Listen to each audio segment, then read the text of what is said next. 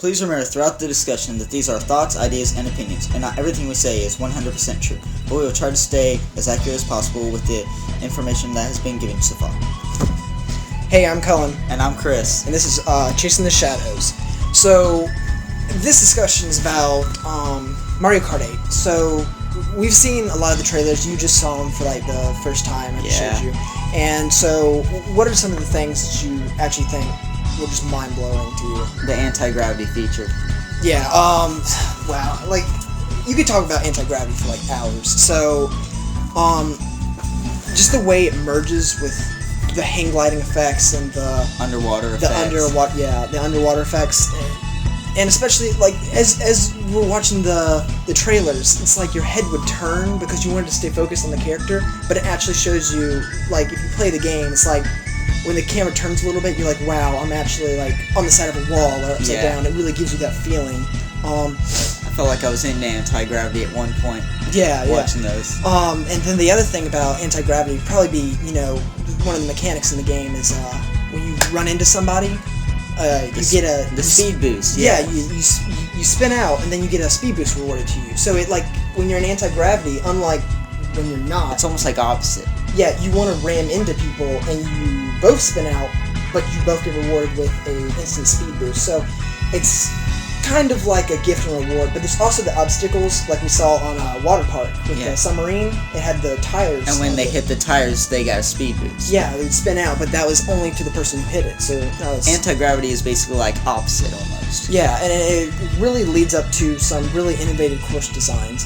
So we saw that, like, all the retro tracks that came back, just completely different. Cheap Cheap Beach. Like Cheap Cheap Beach, that came from the DS, and like that first right turn you took on the boardwalk, and you hit that hang glider section, you fly like over a huge amount of water to the island, and then you actually start hitting the islands. It's really interesting. What are some other ones?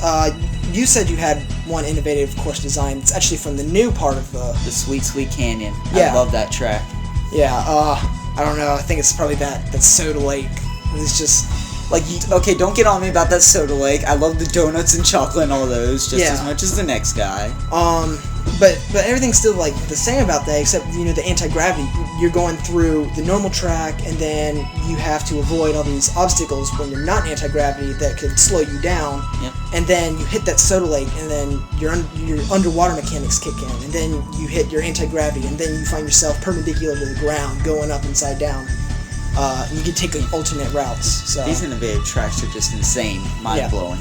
Oh, I mean, speaking of like different like sections to take on a track, Thwomp Ruins we saw had over, what was it, 7? It had 7. Yeah. You could either go through the middle, around the midsection underwater, or you could go on the walls or just along the side. Yeah, I mean, it was insane. Like, yeah, as you're saying, I'm not even gonna go there. You explained it perfectly. Yeah. Also, we probably need to go over the new items that we saw.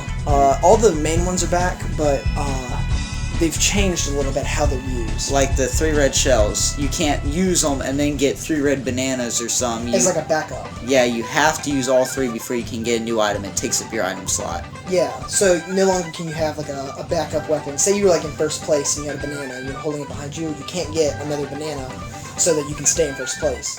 I mean, I see how it works to get people, out of the first place area. And since they did that, they lowered the rate of the blue turtle shell. And we didn't see many invincibilities either, did we? No, there was not many stars either, but I think that's more of like a place position area. Yeah. Let's see, what else? New characters. Yes, the new characters. Yeah, so there was a screenshot that recently came out that I saw, and it showed, what was it, 30 yeah, some characters? 30 characters on a roster slot. But there were, I think, 3 mysteries. I think they said 12. No. There was 3 mystery slots still on there, and those are characters that haven't been revealed yet. But all the other ones that we saw on there were totally revealed, so... They had some neat characters in there. All the Koopas. Could it be 30 characters, or could it be, like, hidden characters as well? Because if there's hidden characters, there's over 30 then. And that means that this would be the biggest roster... Well, I mean, it already is the biggest roster, but it'd be the biggest roster of all Mario Kart. Yeah. Like, of anything. Yeah. Some of the characters, Koopas, Metal Mario, Shy Guy. I'm still not a fan of Metal Mario. You can't get me into that. Yeah. But I do like this Shy Guy. I played as him, and when I didn't have Mario Kart, I played the DS download play. Shy Guy was just fun to play as. yeah, but now he's a character, so you don't have to like be local or something like that. Yeah. But then again, it's Wii U, so you get to play 4-player local. Yeah. Anyway, let's go over the new items. So we have the Boomerang and Piranha Plant that have been shown in the recent trailer. Can you tell us a little bit about the Boomerang? The Boomerang I love so much. You have 3 chances to throw it. It's basically kind of like a green shell, except it doesn't bounce. It goes straight to where you throw it, and it can hit players, and then it comes back. 3 chances. Yeah, and then you have the Piranha Plant, which it's a timed thing, but every time it lunges forward, it decreases the time. But every time it lunges forward, you get rewarded with a speed boost, and it goes after coins and other characters. So basically, it just rewards you with this just giant speed boost. It's like having a mushroom that like eats things. It's honestly, I really do like that item too. I don't know which I'm more excited about between the two. They're still good. And then I think there was some other trailer. If you slow it down, like there were 2 more items. It was like an 8 item, and then there was some weird soundbox thing. But those haven't been confirmed what those are, so Okay. I won't want to go into that because I don't want to be misinformation or anything like that. What about the music? Yeah, the music. Like, if you listen to the music, it just everything fits so perfectly in it.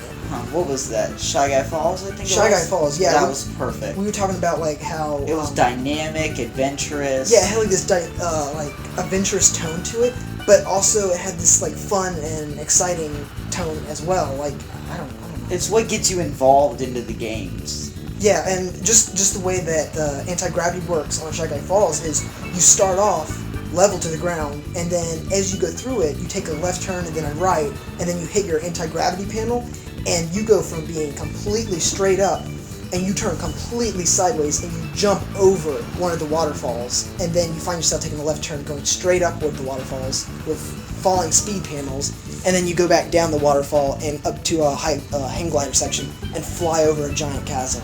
It's just insane what they're doing to these new courses. This is probably going to be one of the best Mario Karts of all time. Definitely. I'm probably more excited than this than I am about the new Smash Bros. Game coming up. And that's all you've been talking about, too. Yeah, to Mario Kart. yeah, the Mario Kart stuff. I don't know. I think it's because it's just coming out in like a month, so it's just all this stuff coming at once. What about the mixing elements between hang gliding, anti-gravity, underwater? Yeah, that's actually a really good point to bring up.